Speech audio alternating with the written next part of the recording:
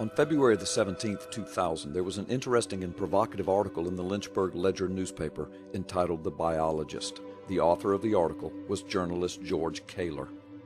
George Kaler is a journalist and radio personality. He is a graduate of Clarion State University and taught 9th and 11th grade English for many years.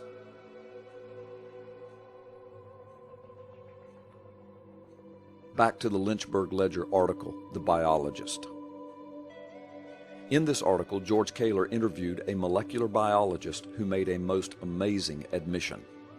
This molecular biologist addresses the subject of the complexity of DNA and human code. This is his field of expertise. He is recognized by his peers as a prominent member of the scientific community. Following are the significant excerpts from that interview. Nothing is taken out of context, and no pertinent information that would change the nature of his responses is left out. Kaler is the interviewer. MB is Jim, the molecular biologist. Because Jim is a prominent and recognized member of the scientific community, it was agreed that his real name would not be used in the article.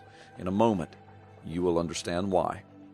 Sadly, the Lynchburg Ledger is no longer available online. However, this article was archived and available online for many years. It is heavily referenced and attested to on the net. It has been verified as authentic. I could find nothing to refute the authenticity of this article or the interview. George Kaler is still an active journalist and radio personality. Following is the revealing and pertinent part of the interview. Kaler, do you believe that the information, DNA, evolved? MB, George, nobody I know in my profession believes it evolved. It was engineered by genius beyond genius, and such information could not have been written any other way. The paper and the ink did not write the book.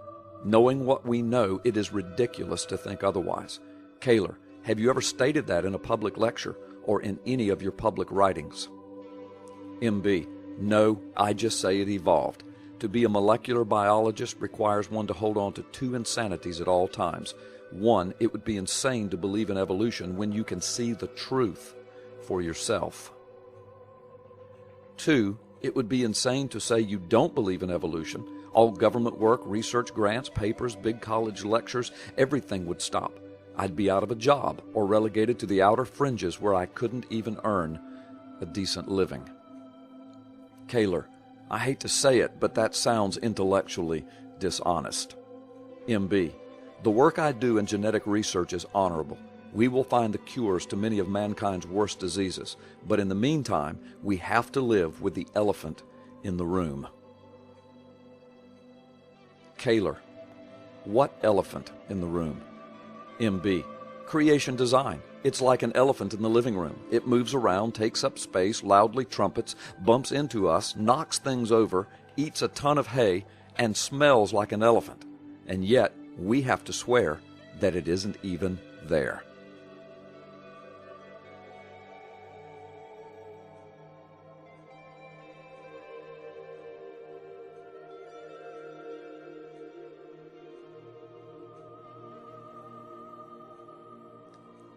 The following is a quote from George Kaler. I apologize for not knowing enough to refute the evidence for creation, nor clever enough to support the theory of evolution.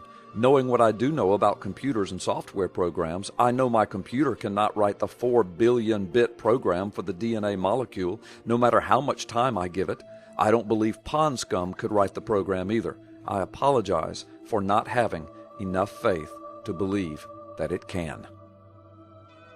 And so, the elephant remains in the room, and because of fear, and because of peer pressure, and because of money concerns, the elephant will probably never be identified by most scientists. Our thanks to this brave molecular biologist who would dare to speak the truth.